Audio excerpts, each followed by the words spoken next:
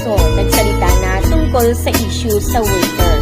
Matapos ang kontrobersyal na insidente kung saan pinatayo umano ni Jude Bacalzo ang isang waiter ng 2 oras dahil sa pagtawag sa kanya na sir, naglabas na siya ng pahayag para linawin ang nangyari. Sikat na sa media si Sir Bacalzo, sa gibuhat niya napaparok sa usang kawitir. Huwag nga lumanjud nga masukukan, nga tawag mong kakana mo Sir Jude, dawata na lang na Sir.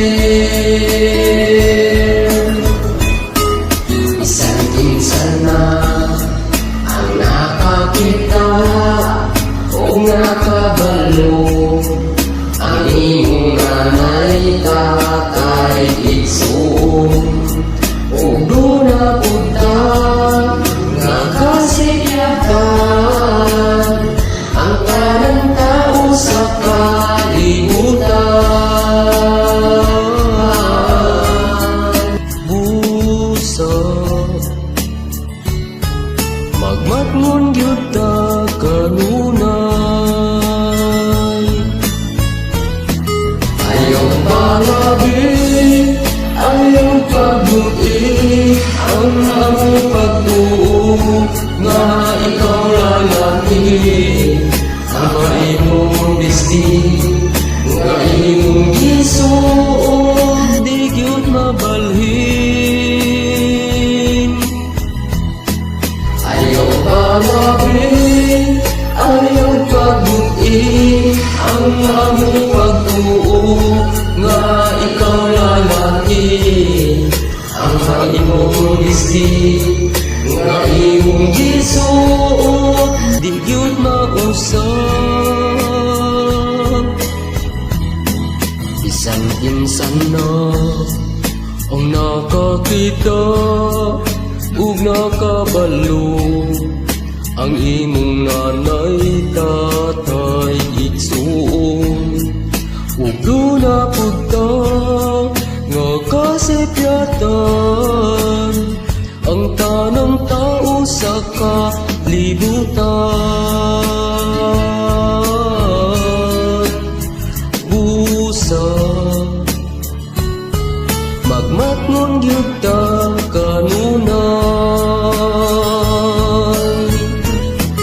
ayaw palabi, ayaw pagbuti, ang among pagtuo nga ikaw lalaki, ang imong bisti nga imong gisuon, di gyud mabalhin.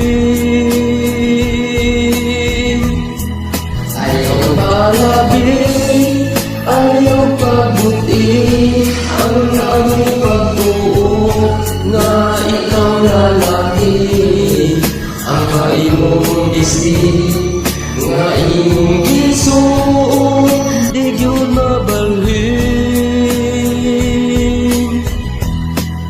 Unta karon naghilaw ko, mabagyan mo ang kantawin mo, ang inihalan mo, ang pagpaupo.